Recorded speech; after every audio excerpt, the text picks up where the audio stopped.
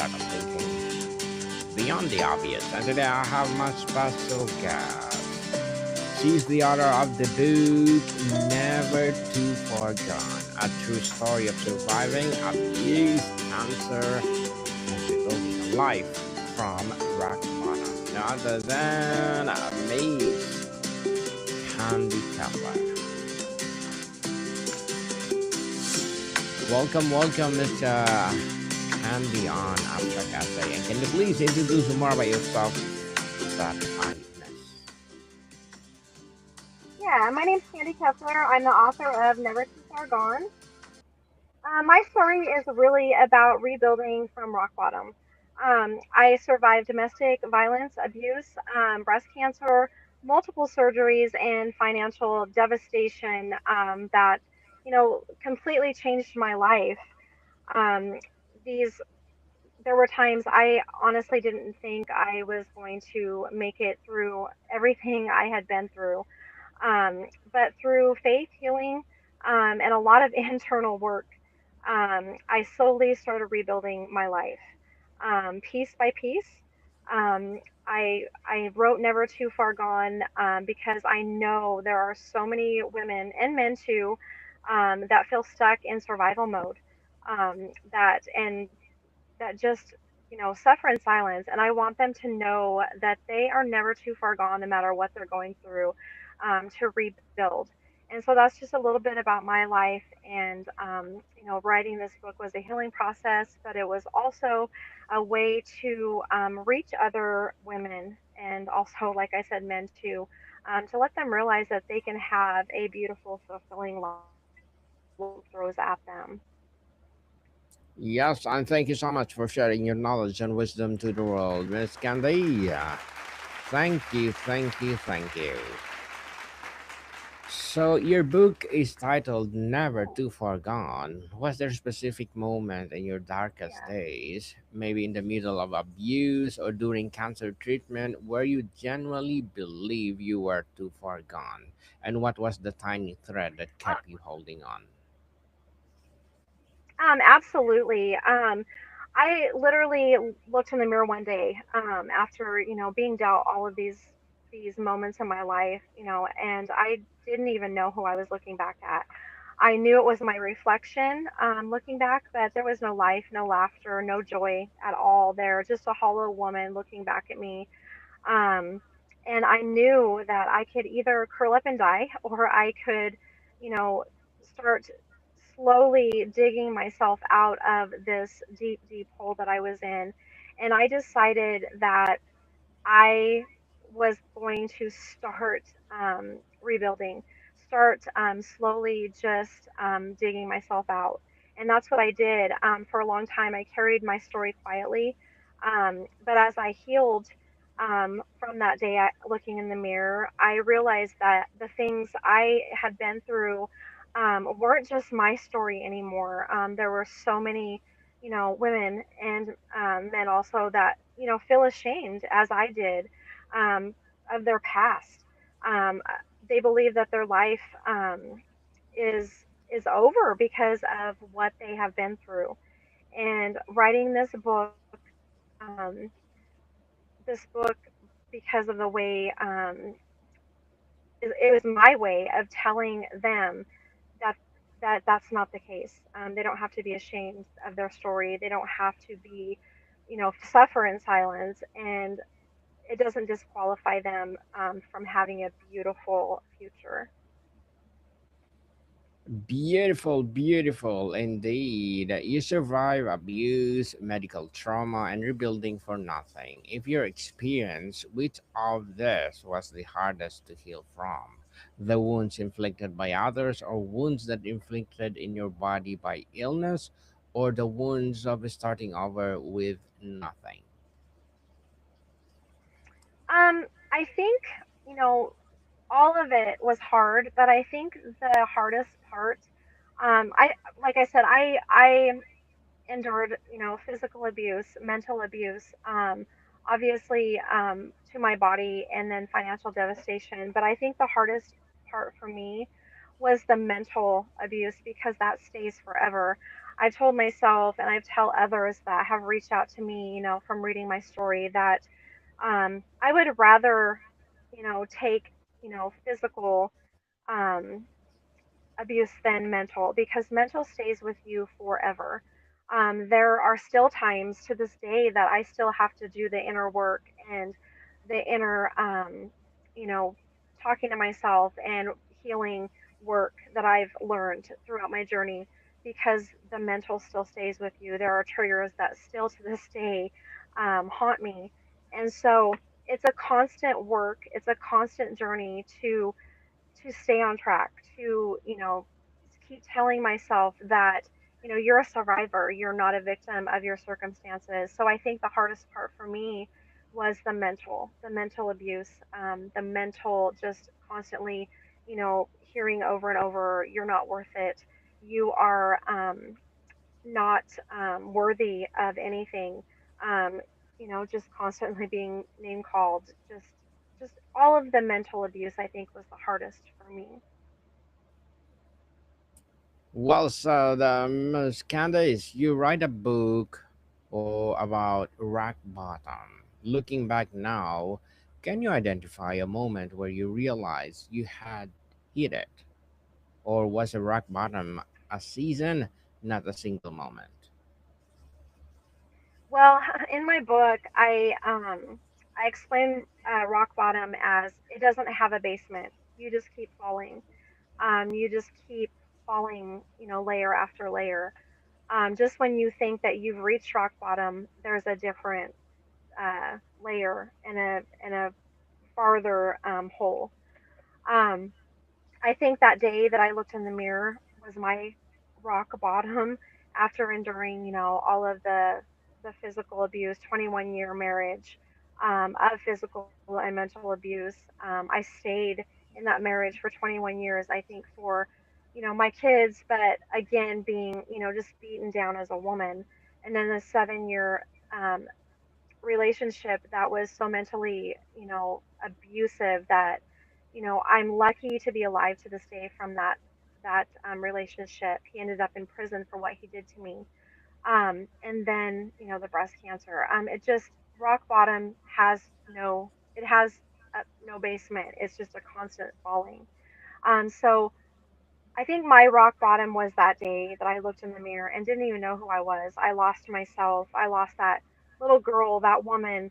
And, I needed to find myself. I needed to find her again. So I think that was my rock bottom, knowing that I didn't even know who I was. I was lost in my own demise. I was lost in all of the seasons of my life that I had endured, and I didn't even know who I was. And I needed to find that person again because if I didn't, she was going to be lost forever. So that was my rock bottom. When you were in the middle of survival mode, Miss Candace, just trying to get through the day, was there any part of that belief that you would one day be on the other side, helping other women, or would that have been felt like a cruel joke at that time? Yeah, a lot of it was a joke. Rebuilding isn't glamorous. It's quiet and messy. It's nights wondering how you'll make it through the next day. But slowly you start finding yourself again. Um, you start setting boundaries. That's what I did. Started setting boundaries, believing in your worth again. Start realizing you deserve peace. I prayed for peace every single day for years. And yeah, a lot of times it felt like I was never ever going to have peace in my life because there was absolutely none when I was going through what I was. I was living in absolute chaos, absolute just just a huge mess of my life. And yeah, a lot of it felt like a joke at the time. But I did see a light at the end of the tunnel because there was that still small voice in my head that kept saying, this isn't all that's left of your life. There's more. You just have to believe that there is more and that you have to start living that life and only you can do the work. So you have to just believe it. And I did. I with faith in myself, with hope. If you don't have hope You don't have anything. Hope is the oxygen to survival, and without it, it's going to suck everything out of you. So, yeah, it was a joke at times, but I still listened to that still small voice in my head and just had that faith that it was going to happen. Well said, Miss Candice. You have beautiful phrase. You're not broken, you're becoming. For a woman listening who Right. feels shattered, maybe after divorce, diagnosis, or decades of abuse, what does becoming look like on a Tuesday morning when she can barely get out of bed? I would tell them that I once believed that I couldn't do it either. I couldn't get up. I stayed in bed for days. I didn't believe it that I was going to make it out either. But I would tell them when you've been through enough trauma, you start believing your life will never get better. And I believe that too. But your story isn't over yet. Healing doesn't happen overnight, but it does happen when you keep choosing to move forward, to not give up. I'm going to give an example of when I was in the hospital after I had one of my surgeries for my breast cancer. It was a major surgery, it was brutal. I was in the hospital for 6 days. I got pneumonia. I was sick. I was laying in the bed for 3 days, and I was in pain, just really sick. And my daughter was on the phone with me and she just said, Mom, you just need to get up out of that bed and you'll feel better. And I didn't want to. I didn't want to. I didn't think I could. And when I got off the phone, I just kept telling myself, and that still small voice in me kept saying, you need to get up. And it's the same thing in life. And I got up. I didn't want to. It hurt. It was hard, but I got up. And once I got up out of that bed, I felt better. Things changed. I started slowly feeling better. And that's the same scenario in life. You just get up. You just start moving forward and you just start little steps, but you just get up and you start moving forward. And that's what I would tell her. Just get up. Just start moving forward. Even if it's a little walk by yourself, if it's listening to music, journaling, even if those journal pages are empty with tears, just start little by little, but just get up. You focus on women in midlife. Why that Right. demographic? What is the unique about the pain and the potential of a woman who live enough years to carry a deep wounds but still has decades left to rebuild? I focus on midlife because I started when I decided to get get get up and start over. I was 50 years old, and that's why I focus on midlife, because midlife is hard anyways. Your children may be grown, they may be out of the house, and you start getting that empty nest feeling, whatever it is. But I focus on that because so many people have reached out to me, women in their 40s, 50s, even 60s, and they tell me after I read your story, I felt like it was my story. Um, like I was literally reading my own story. And so I focus on that because midlife is hard as it is. There's so many, they think their life's over. Is this all there is to my life? Getting up, going to work, kids are out of the house. What do I do now? And I just focus on that because life isn't over. Your chapter isn't over. There's a life to live. You get one shot at life, and it's you're the only one that can change it. You're the only one that can choose your happiness, your rebuilding life as as it is. Your happiness, your goals, whatever it is, and that's why I focus on midlife. Well said, Miss Candace. You've survived trauma that would break most people. Do you ever feel guilty for surviving? And how do you help other women release the guilt about living their own worst moments? I don't feel guilty. sometimes when I hear stories about other women that have um, their story is so much worse than mine, um, I feel guilty because I made it out. But I know that any woman can do it. She just has to put her mind to it. And I decided that day that I was not going to be a victim to my circumstances. I was going to be a survivor. And any woman can do it. Your past may explain your story, but it does not have to define your future. You are never too far gone to rebuild, ever, ever too far gone, no matter what. So I don't feel guilty. I feel sad for the woman that doesn't make it out, but I don't feel guilty. Well done, Miss Candace. Well done indeed. You have experienced both physical trauma, cancer, and emotional trauma abuse. Did you find that the healing Hmm. one required different tools than healing the other? Or does the body ultimately process all trauma the same way? Um, it's different. I think that um, the physical and mental abuse, actually, they're different but the same. When I found out that I had breast cancer, it was a lot of mental work, a lot of that goes side coincides with the physical and mental abuse that I endured from my relationships, but also the physical of the surgeries, and knowing that you have cancer and that you don't know, if you're going to make it. What's my family going to do? What are my kids going to do? So it's the same, but it is different. So it's different work that you have to do, inner work with yourself, but it's all kind of full circle. So it's all the same in a sense, but just different inner work that you have to do. Hmm. Certainly. So, Miss Candace, you talk about building from rock bottom. Practically speaking, what was the first domino that had fall into you start rebuilding a job, a home, a boundary, or a belief? Um, it was it was a few things. It was like I said, looking in the mirror that day. It was knowing in myself that I didn't deserve what I had been through.